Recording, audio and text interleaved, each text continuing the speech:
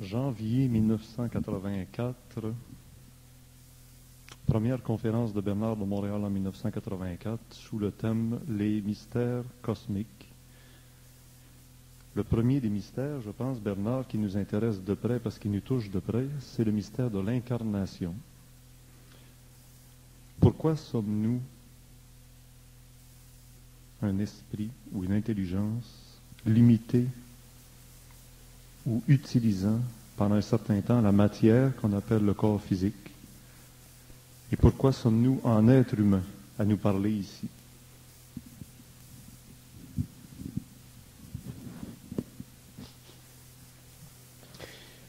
Les questions de la vie, les questions de la raison de la vie, les questions d'origine de la vie, sont des questions cérébrales. Ce sont des questions qui sont le produit limité de l'activité de l'esprit à travers le mental. Autrement dit, les questions que se pose l'homme sont des questions qui viennent de son esprit, mais ce sont des questions qui résultent du fait que son esprit est limité dans l'exploration totale de ses plans. Autrement dit, si l'esprit de l'homme était totalement imprégné dans ses plans, dans le mental, par exemple, l'homme n'aurait pas ces questions. Parce que les questions philosophiques de l'homme sont d'origine des questions de naïveté. Ce sont des questions de naïveté dans ce sens que si l'homme était totalement dans son esprit, si l'homme avait une conscience supramentale, autrement dit une conscience totale de son esprit, il n'aurait pas à vivre l'ambiguïté de la résonance qui existe entre son esprit et son intellect. Il n'aurait pas à vivre la limitation de son esprit de par le fait qu'il est obligé de se manifester à travers un cerveau matériel. Autrement dit, l'homme ne serait pas obligé de se situer vis-à-vis le monde de la matière pour comprendre l'infinité de son esprit. Donc, il n'aurait pas de questions. Ce qu'il aurait, ce serait des réponses, simplement. C'est-à-dire qu'une question qui, normalement, demande une réponse, chez l'homme, serait simplement une réponse pour définir une question probable chez un autre homme, celui qui n'est pas supramental. Autrement dit, le phénomène de la question et de la réponse est un phénomène qui fait en sorte que l'esprit essaie de donner à l'homme rationnel une vue quelconque de sa position vis-à-vis le matériel ou l'invisible. Mais cet effort-là de l'esprit résulte du fait que l'esprit n'est pas totalement rendu conscient dans l'homme. Si l'homme était totalement conscient de son esprit, il n'y en aurait pas de questions. Il y aurait simplement des réponses. Autrement dit, l'homme serait capable d'expliquer, d'explorer ce que nous appelons naïvement les mystères. Les mystères existent pourquoi? Parce que nous sommes naïfs. Si nous étions dans notre intelligence, les mystères n'existeraient pas. Si nous étions dans notre esprit, il y aurait une collusion entre le visible et l'invisible, il y aurait un tunnel entre le visible et l'invisible, il y aurait une continuité entre le visible et l'invisible, il n'y aurait pas de discontinuité créée par les sens, interrogée par l'intellect, pour donner à l'homme une impression limitative de sa réalité. Donc l'homme n'aurait pas le problème d'être philosophique, il aura simplement la capacité d'être créatif. Donc, les mystères n'existeraient pas pour l'homme. Mais l'homme, aujourd'hui, commence à prendre conscience. C'est-à-dire que l'homme, aujourd'hui, commence à être supramental. C'est-à-dire qu'il commence, l'homme, aujourd'hui, à être capable de se définir par lui-même. Être supramental, c'est ça. Être supramental, avoir une conscience supramentale, c'est être capable de définir par soi-même la réalité. Mais il y a une embûche, c'est que tous les hommes cherchent la réalité. Et les hommes ne réalisent pas que la réalité qu'ils cherchent, c'est la réalité qui résulte du fait que dans le passé, l'esprit n'était pas totalement dans le mental. Si l'esprit était totalement dans le mental de l'homme, l'homme ne chercherait pas à comprendre la réalité, puisqu'il serait lui-même réel. Donc, il y a une subtile illusion dans la recherche de la réalité. Il y a une subtile illusion dans la définition de la réalité. Il y a une subtile illusion dans la recherche de la question, comme il y a une subtile illusion dans toute recherche chez l'homme. Et cette illusion, elle est proportionnelle à la différenciation entre l'intégration totale de son mental, autrement dit de son esprit, de son mental supérieur, de son esprit, avec son appareil mécanique, cérébral, physique, qu'on appelle le cerveau.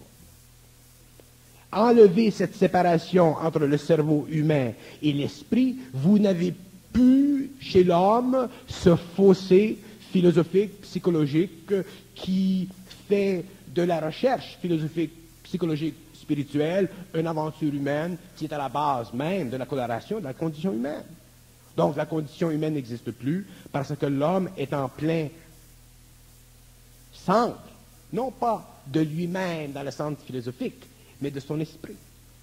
Donc il regarde dans cette direction, il va comprendre, il regarde dans cette direction, il va comprendre, il regarde dans cette direction, il va comprendre. Le problème de l'homme, c'est que l'homme ne cherche pas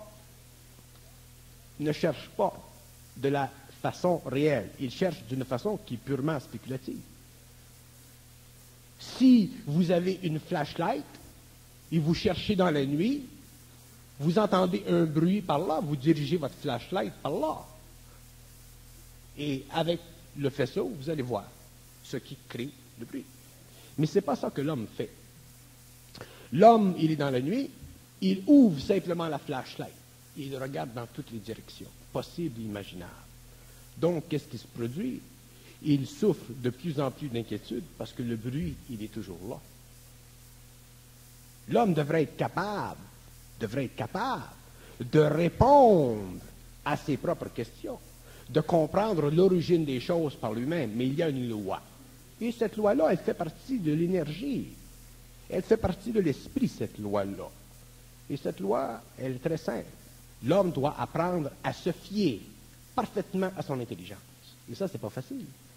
Parce que pour qu'il se fie parfaitement à son intelligence, il est obligé d'apprendre d'abord à se fier à son intuition, pour ensuite en arriver à perfectionner son intuition, pour en arriver éventuellement à avoir une certitude de son intuition, pour en arriver éventuellement à ce que son intuition devienne son intelligence, pour en arriver éventuellement à ce que son intelligence soit plus grande que son intellect, pour en arriver éventuellement après à ce que son intelligence devienne parfaite, c'est-à-dire que son intelligence ne soit plus assujettie à aucun niveau par sa conscience inférieure, qui est une conscience astralisée mentalement, d'intellect. Là, l'homme commence à être libre.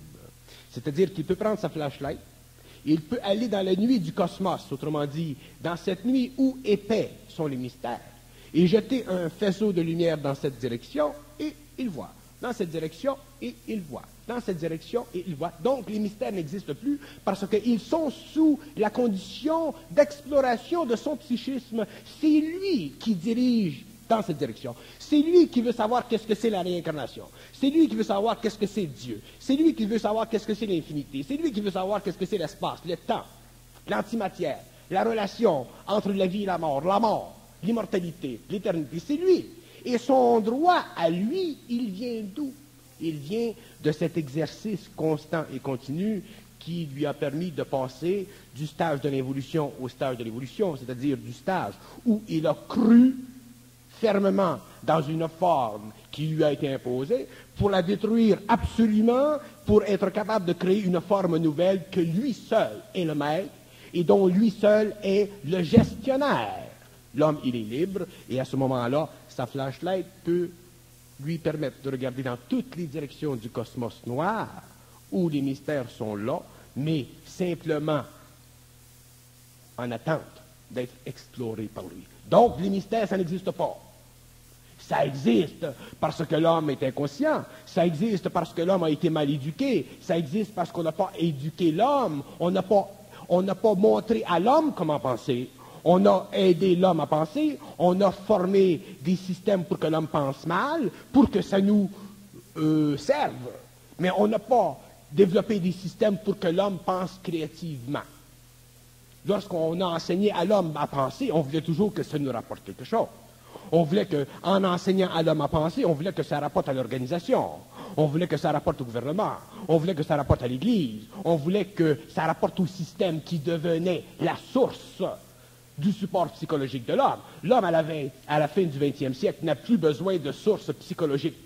L'homme, à la fin du 20e siècle, deviendra son propre centre d'énergie, sa propre source psychologique. Il deviendra sa propre flashlight.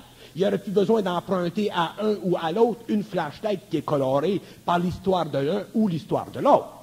C'est l'universalité de l'homme. C'est l'homme de la 6e race racine. C'est l'homme de l'évolution. C'est l'homme supplémentaire. Appelez ça comme vous voulez. C'est l'homme libre. C'est l'homme qui possède enfin son esprit. C'est l'homme qui n'est plus assujetti à la manipulation de son esprit. C'est un homme qui est capable de manipuler l'esprit qui essaie de le manipuler. Alors, quand je dis que c'est un homme qui peut manipuler l'esprit qui essaie de le manipuler, ça veut dire qu'un homme qui est capable de manipuler l'esprit qui essaie de le manipuler, c'est un homme qui est dans son esprit. Il n'est plus dans la forme qui, dans le passé, a été utilisée contre l'esprit de l'homme pour le développement progressif, planétaire, cyclique de sa conscience, pour l'organisation sociale des pensées humaines et de la mémoire humaine. Autrement dit, pour l'assujettissement total de l'être humain à des conditions de vie mentale qui sont absolument stupides et incohérentes et qui manquent absolument de continuité. La preuve, c'est que les écoles de pensée changent à toutes les générations. Il n'y a pas de continuité entre la pensée grecque et la pensée moderne. Pourquoi? Parce que les hommes sont incapables de créer la pensée.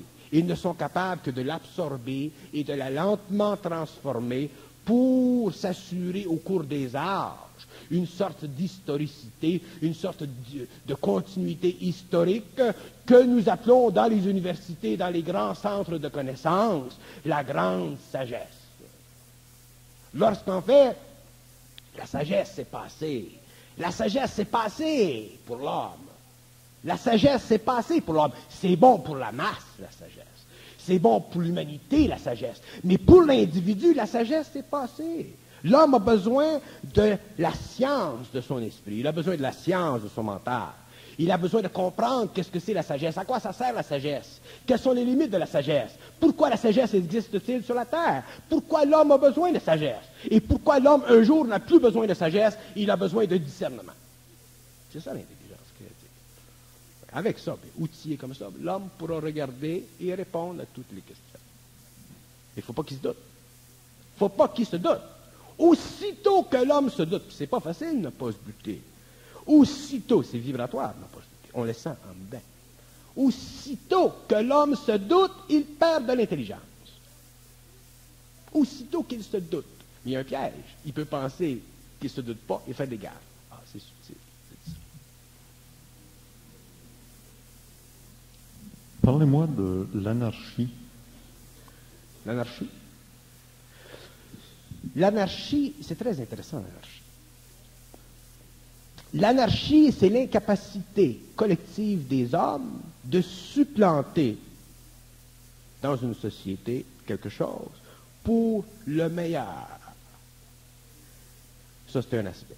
L'anarchie, c'est l'incapacité des hommes de supporter le poids collectif de la pensée humaine et de le remplacer par une pensée créative individuelle.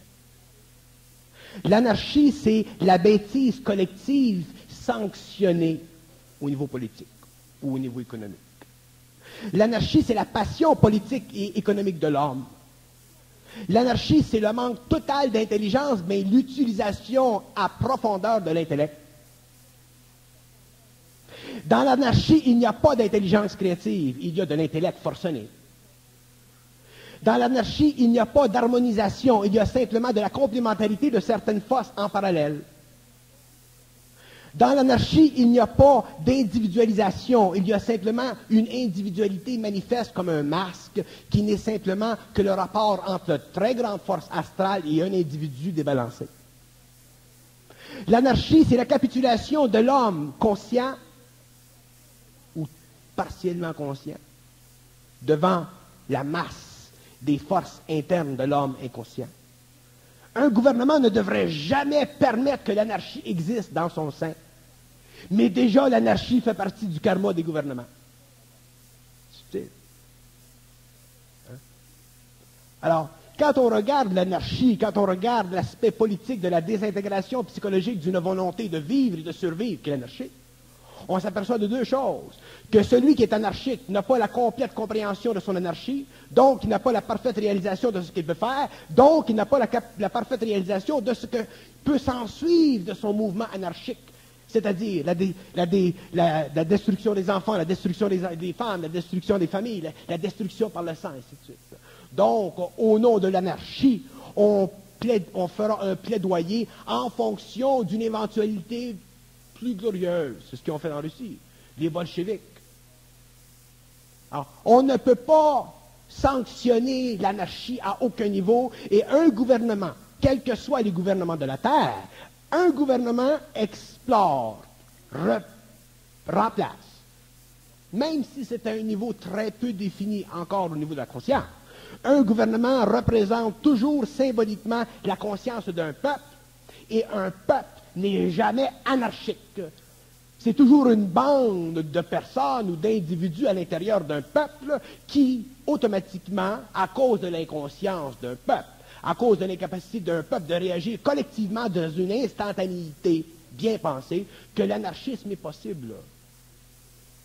Donc l'anarchie, c'est une force très grande utilisée par les forces de destruction pour la transformation politique, économique de la terre, des nations, des cultures. Mais les hommes conscients ne peuvent pas et n'appartiendront jamais à un mouvement anarchique parce que l'homme conscient, c'est un homme individualisé. Pas individualiste, individualisé. Ça veut dire que là où il y a de l'harmonie, il est bien. Là où il y a moins d'harmonie, il est un peu moins bien, mais ça se tient. Mais s'il est dans un endroit où il y a trop de déconfiture, il est suffisamment centrique, mental et individualisé dans son mental pour ne pas être influencé par la déconfiture de l'anarchie.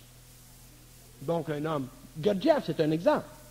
Gurdjieff, durant la révolution en Russie, il est parti avec ses amis pour... Qu'est-ce qu'un homme conscient a à débattre? Des valeurs facultatives et des valeurs historiques et karmiques et totalement subjectives d'un groupe d'individus qui veut renverser un gouvernement. Vous parlez sur l'aspect politique très souvent là, dans votre discours, mais je pense à l'anarchiste scientifique Pasteur qui avait découvert des choses. Pasteur, c'est pas un anarchiste. Pasteur, c'est pas un anarchiste. Il était considéré comme tel au début. Mais oui, ben, tous les scientistes qui ont découvert quelque chose ont été considérés comme des gens qui n'étaient pas dans le sillon tracé de la science. Parce que les gens dans la science qui font partie du sillon tracé de la science sont justement les scientifiques qui n'ont aucune valeur. C'est plein dans le monde de doctorats, de PhD qui n'ont aucune valeur. C'est simplement de la poussière. Ce sont des gens qui ont de la mémoire. Ce sont des gens qui continuent dans le monde le jeu espiègle de l'esprit cartésien. Ce sont des gens qui n'ont pas de pouvoir dans l'esprit. Ce sont des gens qui ne sont pas capables de toute une vie prendre un sujet et le faire exploser à la face du monde pour découvrir éventuellement que derrière le mental d'un homme, il y a un esprit dans l'homme et l'esprit vainc toujours l'intellect. Donc, les pasteurs, les grands de ce monde, qui ont fait quelque chose dans le monde, les gens qui... Moi, je vais vous dire une chose.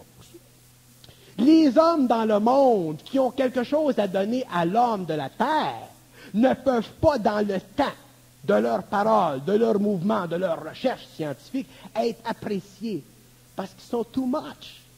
Ça casse les gosses au petit cul. Puis il y en a des millions de même. Puis ce sont ces petits culs-là, là, qui sont bien à l'aise dans leur chaise à l'université, là. Puis il ne faut pas toucher à ça, cette chaise-là. Les tremblements de terre, ils n'aiment pas ça. Bon, ben, ce sont ces petits culs-là qui nous remplissent le cerveau. Puis ceux qui sont solides, là, ceux qui sont dans des laboratoires à noirceur puis qui travaillent pendant des années, souvent, ils ont le temps de mourir avant que leurs idées parviennent. Mais la puissance de leur esprit, elle est où? Elle est dans l'utilisation parfaite de leur personnalité à travers les âges. Puis dans un temps quelconque, l'esprit vint.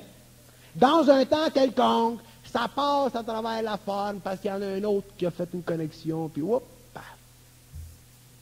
Fait que ça, c'est la situation de l'homme. Vous savez, on parle de politique. J'ai déjà parlé en politique. Dans la politique, si on parle de politique, un homme qui est puissant dans la politique, qui a quelque chose, il ne peut pas être aimé. Il va être aimé s'il sauve le monde temporairement. De Gaulle, c'est un exemple. De Gaulle, ils l'ont aimé, De Gaulle, là, parce que là, il est revenu puis il a redonné une nationalité, une identité à la France, après Pétain, la gang, bah. Mais quand c'est fini, ça, quand le peuple a été un petit peu rassuré, là, à ce moment-là, tu vois encore la même division. T'sais, la France, il y a 50 000 fromages, il y a 50 000 opinions. T'sais. C'est le même phénomène. Alors, dans la politique, c'est la même chose. Quand il y a un homme qui a moindrement du caractère, de l'esprit, coloré, si vous voulez, pas des saints, les politiciens. Bon, pas des initiés. Les initiés, c'est des saints. Mais celui qui a de l'esprit un petit peu, là, même malgré la personnalité, bon, c'est too much. On est écrasé par eux autres. On est écrasé. Leur bol, c'est too much. Leur grande gueule, c'est too much. Nous autres, on voudrait avoir des gars avec la bénédiction. Là. Qu'est-ce que tu peux faire avec ça? Tu peux rien faire. Drapeau, il a fait quelque chose avec la ville de Montréal. Pourquoi il a fait quelque chose? Parce que c'est une tête de cochon. C'est pour ça qu'il a fait quelque chose. C'est de valeur, il est obligé de dépenser plus d'énergie qu'il n'aurait dépensé si ça avait été dans un autre milieu. Mais c'est pour ça qu'il a fait quelque chose. Fait que tu es obligé dans le monde, si tu veux faire quelque chose en politique, d'être quelque chose de...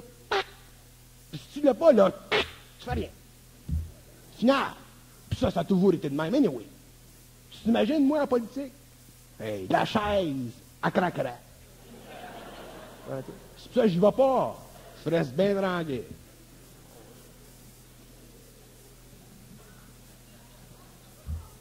C'est ça que le monde... Nous autres, on est chanceux dans la province de Québec. Dans la province de Québec, de tous les pays au monde, d'ailleurs, aujourd'hui, c'est le premier pays où il est possible à l'homme d'explorer ésotériquement et occultement la politique, l'économie, la science. C'est extraordinaire. Donc, on est les premiers peuples qui ont la chance, en public, je ne parle pas d'une société secrète, là, je parle en public, là, on est les premiers peuples qui ont la chance d'explorer à travers une lentille neuve, créative, vitale, les aspects de la société. Et si les Québécois peuvent comprendre ça un jour, si les Québécois sont capables un jour de prendre un homme selon son esprit, pas la personnalité. La personnalité, ça, c'est un jeu, ça. Mais réaliser l'esprit dans un homme, quand il y a de l'esprit dans un homme, puis là, supporter leurs hommes qui ont de l'esprit. Les hommes qui n'ont pas d'esprit, ça, tu mets ça dans les poubelles, ça vaut rien. Perds pas ton temps à voter pour ça. Mais les gars qui ont de l'esprit, malgré leurs défauts, c'est bien important, ça, parce que l'esprit n'est pas polarisé. L'esprit, lui, est libre des défauts. La personnalité est plus ou est moins. Mais l'esprit, lui, est libre, puis il essaye de neutraliser ça, puis ça prend... C'est long. C'est long. Ça prend une fusion pour neutraliser ça. Mais si l'homme, la masse, le Québécois est capable de voir ces hommes politiques, de quelque trempe que ce soit des bleus, des rouges, des jaunes, des verts, ou des carottés, puis regardez un que l'esprit du gars, là, s'il y a de l'esprit, le gars, tu le rends. Un autre, il y a de l'esprit, tu le rends. Lui, il n'y a pas d'esprit, tu le fous à la porte. Lui, il a de l'esprit, tu le rends. On finira avec un gouvernement dans la province de Québec extraordinaire. Extraordinaire. Pourquoi? Parce qu'on aurait des gars qui ont de l'esprit. Qu'est-ce que c'est un gouvernement qui a de l'esprit? C'est au bout. Mais qu'est-ce qui arrive? C'est qu'il y en a toujours un qui a de l'esprit, puis il est obligé de s'entourer de quelqu'un qui a de l'esprit, là. Il est obligé, parce qu'un gars qui a de l'esprit, il faut qu'il travaille avec du monde qui a de l'esprit. Mais ce qui est malheureux, c'est que souvent, ces gens-là qui ont de l'esprit ne peuvent pas être dans le public. Ils peut pas être dans le public. Il y a des gens à l'Université de Montréal qui ont de l'esprit. Ça devrait être dans la politique, ces gars-là.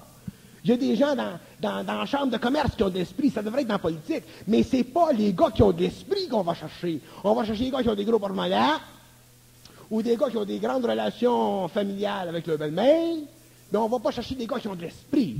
C'est des gars qui ont de l'esprit. Qu'un gros nez, qui a un petit nez, qui manque une patte, ça n'a pas une crise d'importance. Moi, si j'avais pas une patte, s'il me manquait une patte, là, je me mettrais de même à la télévision, puis je parlerais au monde de même, puis le monde, il m'écouterait en maudit. Sais-tu pourquoi? Parce qu'il dirait, c'est pas possible qu'un gars puisse parler de même avec une patte de même. C'est de même que tu fais des choses. Il faut que l'homme, le Québécois, l'homme, je fais pas une plaidoirie pour l'identité québécoise, moi je suis pas un nationaliste, puis rien de ça. J'essaie de rendre conscient une population extrêmement sensible, parce que le Québécois, c'est un peuple sensible, extraordinaire. Les rendre conscients de leur potentiel. Si le Québécois est capable de prendre conscience de ce potentiel et aller au-delà de la personnalité, là, il pourra faire de la politique extraordinaire, qui pourra servir de modèle politique à d'autres nations, dont le Canada et d'autres peuples. Je vous mets sur le spot en vous demandant ce que vous pensez de Castro, El Che Guevara, qui ont eu de l'esprit. Ils ont été considérés comme anarchistes, dangereux. C'est normal, comme j'ai dit, anarchiste. On prend Castro.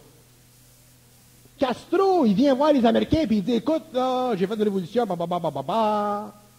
j'ai besoin d'aide. Les Américains ont refusé. Fait que c'est eux autres qui sont mis le doigt dans l'œil.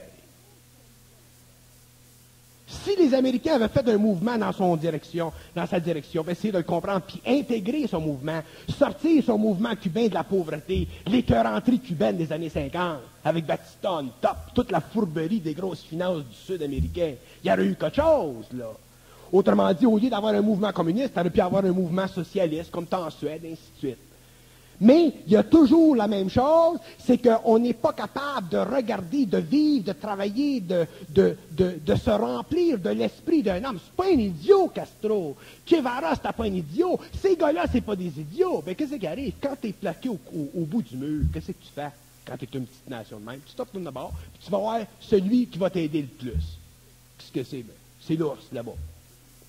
Eux autres, ils regardent toutes les situations possibles, imaginables dans le monde pour mettre leurs pattes dessus, puis ils sont pas pressés, puis tu sais, ça marche jamais. Pourquoi? Parce que nous autres, les Occidentaux, on est naïfs. On n'est pas capable de voir que quand un peuple a plein de casse, il est temps de faire changer quelque chose.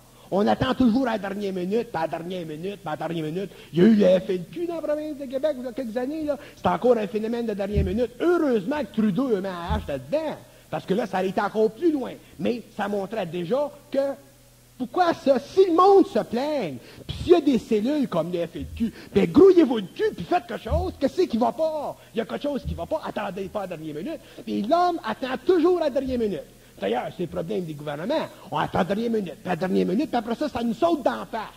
Penses-tu que les gens veulent changer leur peuple, veulent démolir leur building, leur monument, puis leur histoire, tuer leurs frères? Les gens veulent de l'équilibre social, ils veulent de la justice sociale. Mais on n'a pas le courage, on n'a pas l'intrépidité et on n'a pas la vision profonde de l'esprit pour faire le changement qu'on doit faire dans le temps de l'esprit. Donc, on paye le prix historiquement. Si les grands centres des cerveaux humains, les universités, s'occupent plus de l'intellect que de l'esprit, où irons-nous chercher le laboratoire de l'esprit ou des humains qui sont fidés? Je vais te dire une chose, Richard. Moi, je travaille dans un milieu où je prends conscience, très près, de l'impossibilité politique de l'homme d'aujourd'hui de faire quoi que ce soit pour la politique mondiale. Fait que parlez-moi pas de politique, parlez-moi pas du marché économique européen. L'homme est incapable de faire quoi que ce soit. Pourquoi? Parce que l'homme est incapable aujourd'hui de rassembler les forces de l'esprit des politiciens, des différents peuples et des différentes nations. Et la situation de l'homme aujourd'hui, elle va continuer, puis elle va continuer, puis elle va continuer, puis elle va continuer, puis elle va continuer. La seule chose que je demande à l'homme aujourd'hui, surtout aux Américains, c'est de ne pas se faire blindfolder par les Russes. C'est ça que je demande. Le reste, je m'en occupe pas. Je m'en occupe pas. Traduction française. Traduction française, ça veut dire faites-vous pas chier par la Russie.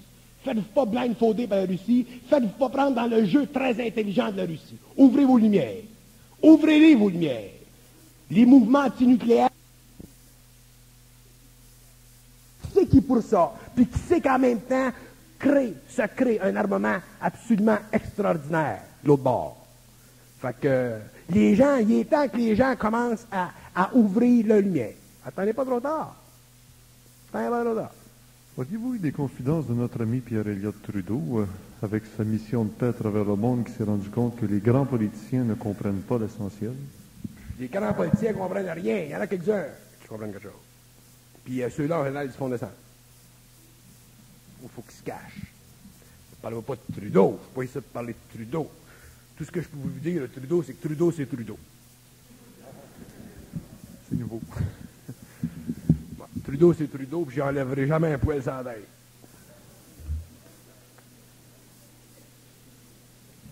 Est-ce qu'on revient au thème de la soirée?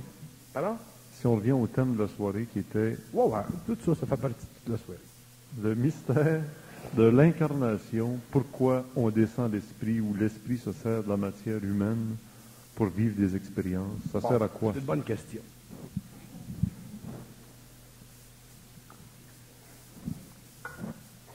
Qu'est-ce que c'est de l'esprit? C'est de l'énergie. C'est de l'énergie. Cette énergie-là, il faut qu'elle se localise quelque part, il faut qu'elle se place quelque part, il faut qu'elle remplisse, il faut qu'elle prenne, il faut qu'elle descende dans une forme. L'être humain, c'est le parfait réceptacle pour cette énergie-là. Mais il faut qu'elle se perfectionne, cette énergie-là. L'être humain, il a des sens, c'est illimité, l'être humain. Il n'est pas encore au stage de l'an 2000 ou 3000, il est encore limité. Il n'y a pas de faculté télépathique, il n'y a pas de faculté de voyance, il n'est pas capable de voir dans l'invisible, il n'y a pas de contrôle de sa matière, il est de mourir. Pourquoi donc vous dites que c'est le parfait réceptacle? Il n'est pas capable d'un paquet de choses. C'est le parfait dans ce sens que l'homme, l'être humain, le corps, le mental, l'émotion, tout ça, c'est un réceptacle pour l'esprit, que l'esprit utilise pour sa propre transformation au cours des siècles, puis des siècles, puis des siècles, puis des siècles. Mais, tant que l'esprit, cette énergie-là, n'a pas été libérée de la mémoire, tant que cette énergie-là n'est pas libérée des lois de réincarnation, elle n'a pas de pouvoir sur la Terre. L'âme n'a pas de pouvoir sur la Terre. L'âme a une capacité d'influence, mais elle n'a pas de pouvoir, parce que l'âme, ce n'est pas un pouvoir. L'esprit, l'énergie pure, c'est le pouvoir. L'esprit, l'énergie, c'est le pouvoir. Quand l'énergie agit à travers le mental de l'homme, il se passe quelque chose. Tandis que l'âme, elle est totalement expérimentale.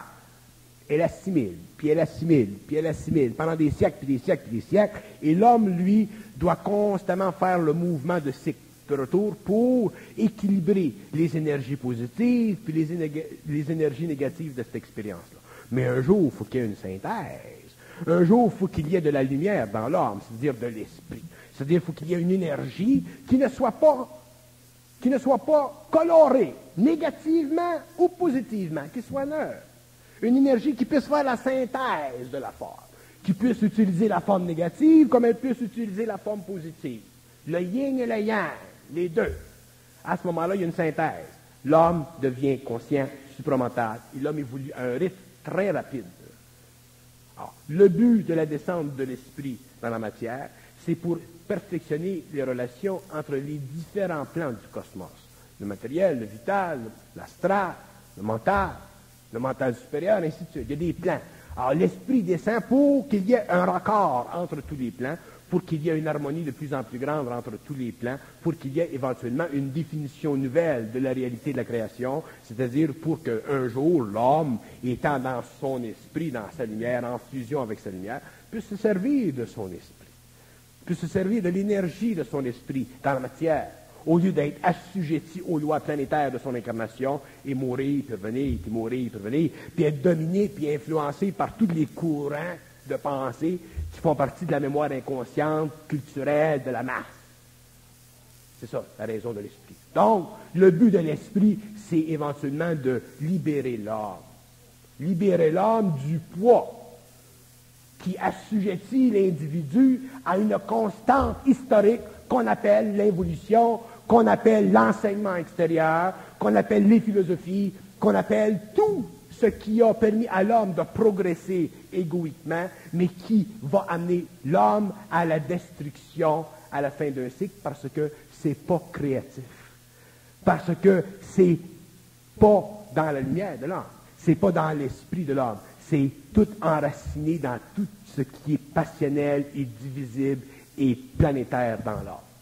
La belle science de l'homme, les beaux esprits, Fermi, Steiner, Curie, Einstein, les beaux esprits qui amènent un peu d'intelligence à l'homme, ces beaux esprits-là, un jour, on s'aperçoit que leur science est dévolue, non pas à cause d'eux, mais parce qu'elle a été utilisée par d'autres esprits qui n'ont pas la clarté, la brillance, la lucidité, la limpidité de ces esprits-là qu'on appelle des pasteurs. Donc, tu finis par un peu dans la même situation. Je te donne un exemple. Imaginez-vous qu'aujourd'hui, pour demain, là, il arrive un homme sur la planète Terre, là, puis qui dit, écoute, là, Richard Glenn, on va te donner des pouvoirs. OK?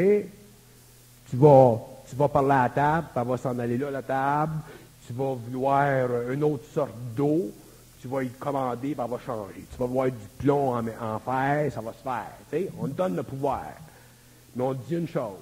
La minute que tu vas transférer ton pouvoir à quelqu'un qui ne doit pas le recevoir, tu mets automatiquement ta civilisation en danger. Ça, c'est le pouvoir de l'esprit. Fait qu'avant que l'esprit descende sur la terre et donne à l'homme le pouvoir, l'esprit va s'assurer que ce qui est subjectif dans l'homme, ce qui est planétaire, ce qui n'est pas lucide, va être éradiqué. C'est ça l'initiation stellaire. Fait que c'est pas un homme qui va donner à l'homme le pouvoir. Il faut qu'il y ait de l'esprit. L'esprit dans l'homme. L'esprit dans l'homme, ensuite ça continue. À ce moment-là, là, l'esprit est libre. Là, l'esprit peut faire sur la terre des choses merveilleuses avec des hommes merveilleux, pendant que les autres hommes continuent leur évolution, leur petit train.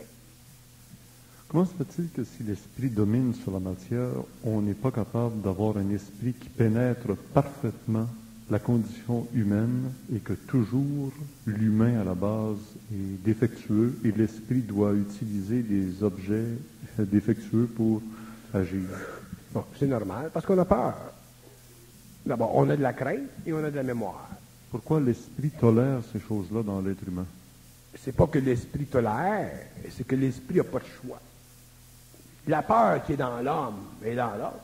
Comment tu veux que l'esprit enlève la peur dans l'homme? L'esprit n'est pas libre. L'esprit n'est pas libre. Exactement. Il n'est pas libre. Puis il va être libre. Il n'est pas libre. Pour que l'esprit soit libre, il faut que la mémoire de l'âme soit transmutée. Là, il est libre. L'esprit n'est pas libre.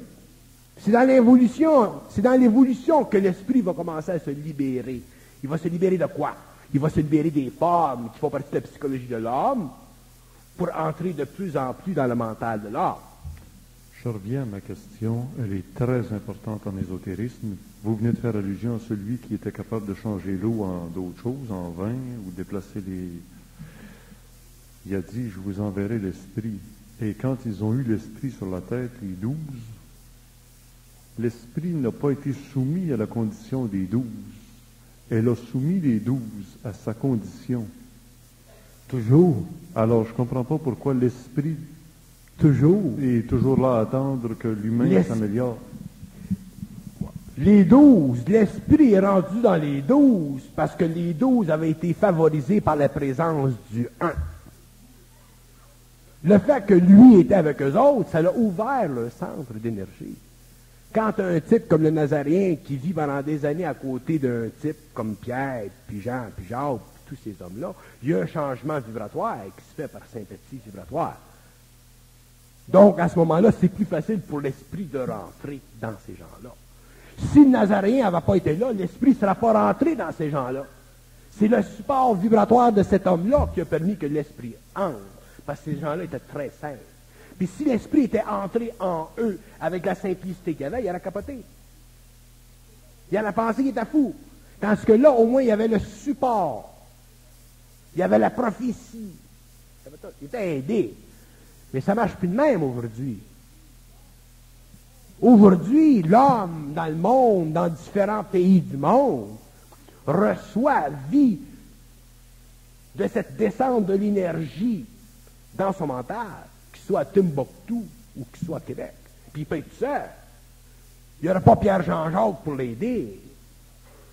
Et c'est là que l'homme, il faut que l'homme soit d'un certain esprit. Et s'il est d'un certain esprit, quand ça vient le temps, ça se fait. Et l'homme passe à travers, parce que c'est pas facile. C'est pas facile vivre, recevoir cette énergie-là. C'est pas facile. C'est une grande souffrance, parce que l'homme vit dans le passé. L'homme vit au niveau de sa personnalité, il ne vit pas au niveau de son esprit. Donc c'est une grande transmutation. Mais quand ça vient, ça vient. Puis il n'y a rien qui peut empêcher ça. Alors, je ne comprends toujours pas pourquoi les êtres humains vivent sur la Terre dans la condition dans laquelle ils vivent, puisque l'esprit est parfait au départ. Il devrait être capable de purifier les... L'esprit n'est pas parfait au départ. L'esprit n'est pas complet dans sa descente. Parce qu'il y a trop d'âme. Il y a trop de mémoire. On est de la mémoire. On ne peut pas servir 2 maîtres à la fois, la mémoire et l'absence de mémoire. On est trop de mémoire. On est fait de mémoire. On parle de la mémoire. Tu écoutes quelqu'un parler, puis tu peux voir dans quel livre il a pris ça, dans quelle année il étudie ça, puis qui c'est qui a dit ça. On est mémoire. Donc, on n'est pas capable de créer des formes nouvelles qui nous permettent d'enregistrer dans notre mental une nouvelle vibration, c'est-à-dire une nouvelle connaissance. Donc, on est toujours prisonnier du passé. On est comme les vieilles femmes qui tricotent, qui tricotent, qui tricotent. Mais comme ils tricotent toujours des nouvelles couleurs, puis une nouvelle forme, on dit, es-tu beau? Quand je t'ai fait un beau chandail neuf. Mais c'est toujours le chandail fait avec de la laine.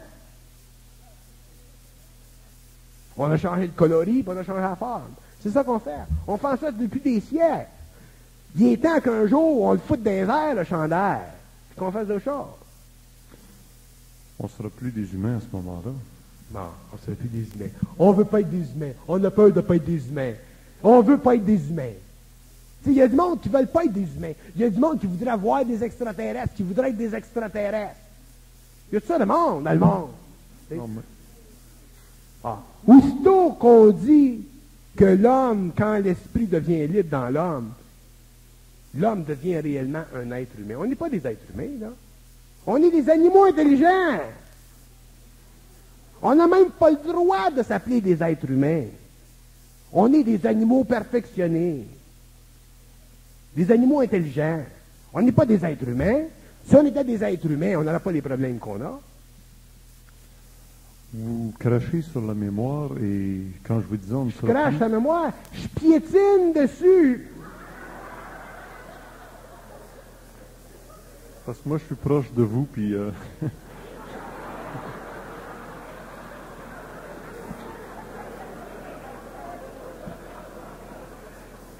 Mais s'il n'y avait pas cette mémoire essentielle dans chacune des cellules biologiques, le corps humain ne pourrait pas se reproduire. Oui, mais c'est de la pas même ça que je façon. veux dire. Donc la mémoire est essentielle pour la biologie. C'est pas ça que je veux dire. Je dis pas que la mémoire n'est pas essentielle, elle est vitale, la mémoire. Le monde ne comprenne pas ce que je veux dire quand je veux dire quelque chose. C'est ça le problème avec le monde. C'est pas ça que je veux dire. Je veux dire l'attachement à la mémoire, l'attachement à la forme. La mémoire, c'est simplement l'enregistrement conscient ou inconscient d'une forme. Mais si la forme est plus bonne, Christ, laisse-la là, la forme. Lâche-la, la forme. Le monde, ils ont une forme, puis ils gardent. Ils veulent pas lâcher. C'est ça, cette mémoire-là que je piétine. C'est une forme qui est bonne, elle est utilisable, elle sert. Mais si une forme est plus bonne, c'est cette mémoire-là que je veux dire. Il faut que l'homme soit capable de lâcher la forme. Quand l'homme apprendra à lâcher la mémoire, qui ne lui sert plus, il développera une autre mémoire. Une mémoire créative. Une mémoire qui engendre une plus grande capacité créative, l'homme commencera à comprendre les mystères. Comment est-ce que tu veux comprendre les mystères, Richard Glenn, si tu es pogné avec les idées d'un clerc au 17e siècle? Comprends-tu? Comment tu veux comprendre les mystères si tu es pogné avec les idées du monde au début du siècle qui parlait de... Comment est-ce que ça s'appelait, les petites filles, là, qui ont vu Fatima? Tu sais? Mais si tu es pogné avec la mémoire, puis tu n'as pas la force mentale et émotive de la faire sauter, la mémoire, comment est-ce que tu veux que ton esprit t'éclaire? C'est pas grave. Moi, si je vais dans mon esprit puis je dis, écoute donc, Bernard de Montréal, de l'autre bord, c'est-tu vrai ça, la fête de Fatima, ça s'est-tu placé de même? Le soleil s'est-tu déplacé? Sais-tu qu'est-ce que ça va me répondre? Ça va me répondre, demande-moi une question comme du monde sans dessin. Tu sais bien que ça ne se déplace pas, le soleil? Ah, là, on va commencer à comprendre quelque chose. Puis là, si je vais, puis je dis, ben oui, mais le monde, ils disent que le soleil s'est déplacé. Mais ils vont me dire, le monde, dans ce temps-là, était ignorant. Le monde, dans ce temps-là, n'avait pas de contact avec leur esprit. Puis ceux qui avaient contact avec leur esprit perdaient leur job. Ouais, il y en a. Il y en a qui savaient ce qui se passait à Fatima. Mais tu fermes ta gueule en 1900 Là, on est rendu en 1984, on commence à avoir un petit peu plus de liberté au niveau de la parole. Mais dans ce temps-là, tu perdais ta job si tu étais psychiatre ou docteur ou professeur ou maîtresse à l'école. Si tu étais curé, c'est encore pire, tu sais. Bon, alors, il y avait des règles. Le monde respectait les règles dans ce temps-là. Mais nous autres, on est rendu en 1984. Puis le jeu, maintenant, de l'esprit, c'est d'apprendre à l'ego comment regarder dans tout le fouillis de la mémoire, puis dire, ouais, ça a du bon sens, ça a du bon sens, ça, tu fais sauter ça a du bon sens. Tu fais un clean-up de temps en temps. Nous autres, on a des maisons, puis on n'a jamais nettoyé le salon depuis 60 ans. Imagine-toi s'il y en a de la poussière. Puis on dit, viens chez nous, c'est beau. Tu t'assis là-dedans, puis la poussière te monte aux oreilles. Bien, il faut que l'homme apprenne à faire un clean-up dans sa mémoire.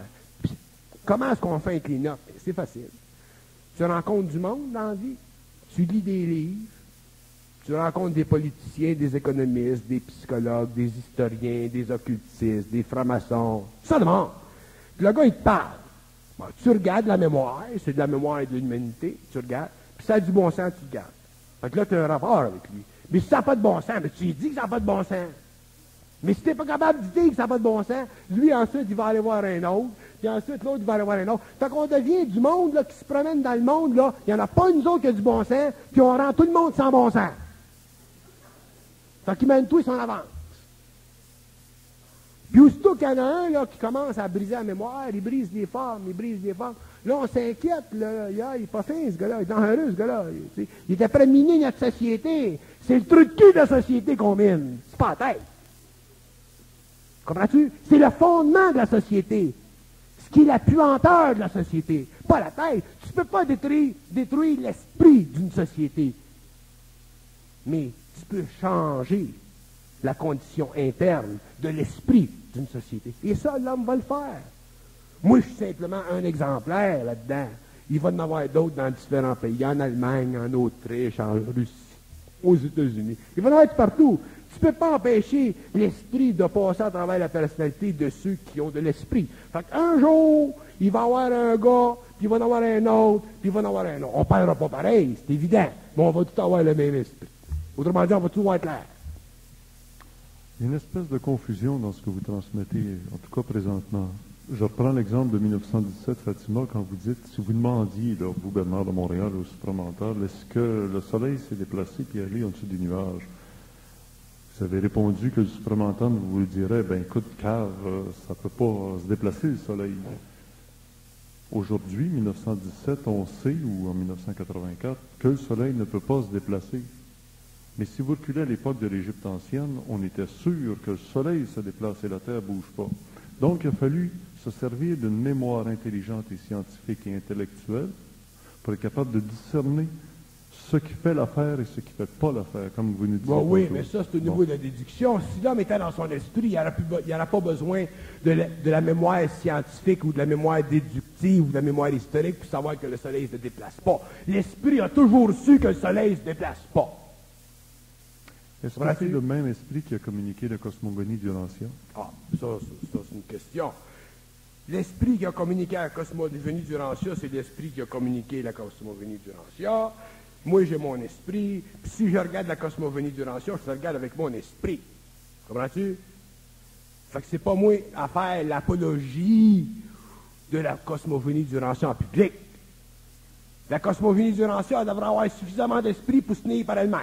Si elle n'a pas suffisamment d'esprit pour se tenir par elle-même, la cosmogonie d'Urantia, un jour, il va y avoir un esprit qui va en faire sauter. Ou il y a un jour, il y a un esprit qui va en faire sauter une partie. Ou un jour, il y a un esprit qui va arriver pour soulever des mystères dans la cosmogonie d'Urantia. C'est même que ça marche. Fait qu'en attendant, ça sert. C'est un grand livre. Autrement dit, l'esprit, c'est la descente dans la matière de l'énergie. L'énergie, c'est l'intelligence. L'intelligence, c'est l'organisation consciente de la conscience atomique mondiale, universelle, dans tous les absolus. Donc, l'intelligence, c'est pas ce qu'on pense, nous autres. Nous autres, on pense que de l'intelligence, c'est de l'intellect, c'est pas ça. L'intellect, c'est simplement une manifestation subjective, inférieure de ce qu'on appelle l'intelligence.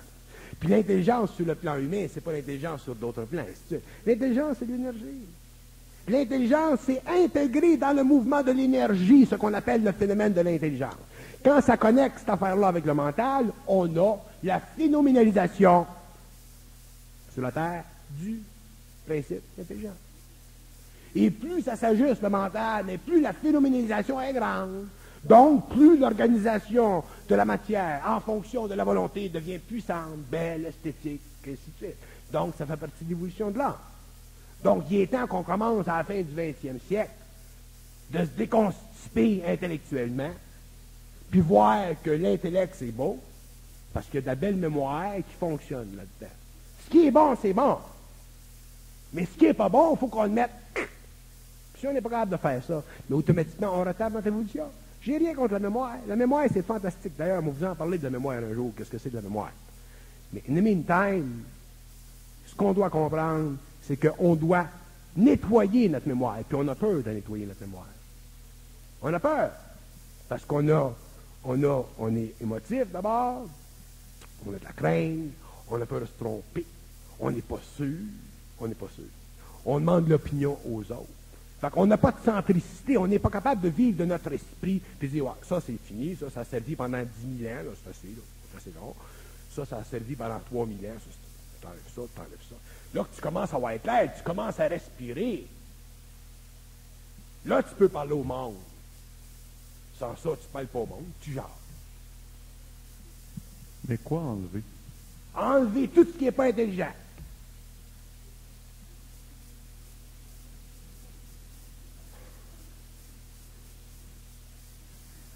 Et qui va avoir assez de discernement? That's the story of the peanut pot. Celui qui a du discernement, il travaille selon son discernement. Tu travailles selon ton discernement. Tu as du discernement. Lui, un petit peu plus, lui, un petit peu moins, lui, un petit peu plus, C'est toujours des humains. C'est toujours des humains, mais dans leur esprit. Parce que c'est quelque chose de bien particulier. L'esprit, la différence entre l'esprit et l'intellect, c'est bien subtil. L'esprit, c'est pas intellectuellement intelligent. C'est intelligemment intelligent. Autrement dit, si tu rencontres quelqu'un qui n'a pas beaucoup d'intellect, là, parce qu'il n'y a pas beaucoup de mémoire académique, là, mais il est dans son esprit, tu vas voir qu'il y a une lumière. Là. Même si tu as des gros traités dans ta tête, là, tu ne pourras pas te traiter avec son esprit. Son esprit, il défait les mailles de son chandail. Il défait. C'est fin d'esprit. C'est bien intelligent, l'intelligence. L'intellect, c'est pas intelligent. C'est de l'organisation systématique d'une mémoire bien coordonnée pour remplir la fonction symbolique du mental humain. Ça, c'est le mental. Mais de l'esprit, c'est quelque chose. L'esprit, c'est du stock.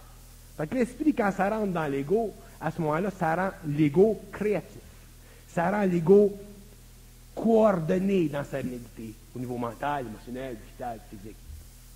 Autrement dit, ça rend l'homme réel, de plus en plus. C'est ça l'intégration, c'est ça l'évolution. Ça prend un certain temps. Ça m'a l'air une démarche très scientifique et très peu spirituelle. Oh, dans l'esprit, mon cher, il n'y a aucune spiritualité. Dans l'intelligence pure, il n'y a aucune spiritualité. La spiritualité, c'est la machination astrale des forces intérieures du cosmos contre l'homme. La spiritualité, c'est de la politique cosmique. C'est de la politique cosmique. C'est écœurant. Mais ça, il faut le comprendre. Je dis pas que c'est pas bon. C'est fantastique, la spiritualité, dans le passé. Mais dans le nouvel âge, l'homme va voir à travers de ça. De Allah, les Mohamédans, les musulmans. Les musulmans, ils croient à leur affaire. Le juif, il croit à son affaire. Le chrétien, il croit à ses affaires. T'sais? Chacun croit. Ça, c'est de la foi. C'est bon, ça l'aide les peuples, ça l'aide les individus, Mais un jour, il faut que l'homme rentre dans son intelligence. Quand l'homme sera dans son esprit, il n'y aura plus besoin de ça, c'est propre. Là, ça, c'est du théâtre. C'est du théâtre. Puis on se tue au nom de ça. T'sais. On se coupe la tête au nom de ça. Il faut que ça arrête un jour. Donc, il faudra arriver Fait que la spiritualité, ça fait partie de l'organisation psychologique de l'homme pour l'évolution afin de l'empêcher qu'il se mange tout rond. Puis après le 21e siècle, on n'aura plus besoin de ça. Fin final. Mais quand je dis qu'on n'aura plus besoin de ça, je veux dire qu'il y aura des hommes sur la terre qui n'auront plus besoin de ça. Il y en a bien qui vont avoir encore besoin de ça. Mais je parle de ceux qui n'auront pas besoin de ça. Ceux qui n'auront pas besoin de ça, ils vont explorer un autre domaine de l'intelligence et de l'expérience interne. Tu te vois-tu, là? Tu te vois-tu assis chez vous un soir, même toi, tu es dans ton champ, tu es avec ta femme dans ton champ, tu as un fils, toi, tu es avec ton petit gars dans ton champ, puis il y a une secoupe volante qui descend. Là, toi, tu viens tout malade, tu viens tout en compote. Les autres, ils disaient, bzzz, viens un site, pas tant là, rentre dans notre machine. Ils t'amènent avec toi, avec eux autres. Ensuite, ils te ramènent. Ils t'ont tout programmé. Tu dis ce que tu penses que tu as vu. T'sais. Ils t'ont fait un scénario. Toi, tu arrives ici, comment tu laisses à Bel-Air? Tu s'en vas à Bel-Air, tu annonces à tout le monde que tu es allé dans une secours volante. Tu as des affaires à dire. Effectivement, tu vas avoir des affaires à dire. Tu vas en avoir bien à dire. Tu n'as bien à dire déjà, même toi, avec ça. Et là, tu commences à dire des affaires. Mais ce que tu ne sais pas, toi, c'est que tu as été programmé par eux autres. Fait que les gens vont dire, Richard Glenn, c'est un charlatan. Peut-être. C'est pas vrai. C'est pas un charlatan. C'est vrai ce que tu as fait. Seulement, toi et le monde, vous ne savez pas ce qui s'est passé dans la bagnole. Parce que vous ne connaissez pas les lois de ça. C'est ça que je discute quand je parle des gens qui sont contactés. Puis c'est ça que l'homme, il faut qu'il watch.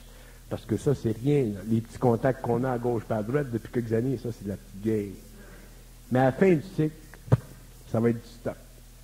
Fait que si tu rencontres le gars qui descend de l'autre bord, puis tu n'es pas capable de le regarder dans les yeux sans qu'il te fasse parader, lui, tu vaux rien.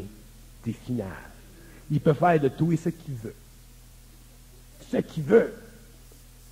Ça veut dire que pour que l'homme soit capable de regarder ce gars-là dans les yeux, puis communiquer par télépathie avec lui, puis le gars, il dit « assis-toi », puis tu dis « je suis pas intéressé à m'asseoir », puis tu t'assis pas, puis toi, tu vas t'asseoir, puis il dit « moi, je suis pas intéressé à m'asseoir », là, il y a un équilibre. Tu sais, il y a un équilibre. Tant que l'homme ne sera pas arrivé à ça, l'homme ne pourra pas travailler avec ces intelligences-là. C'est pour ça que l'esprit descend aujourd'hui sur la terre pour préparer l'homme au contact avec des extraterrestres. Si par hasard, tous autant que nous sommes, dans notre corps physique, nous venons d'un plan où justement on s'est fait programmer une forme d'existence qu'on subit présentement dans notre condition humaine. C'est ce dont on va se parler dans la prochaine heure.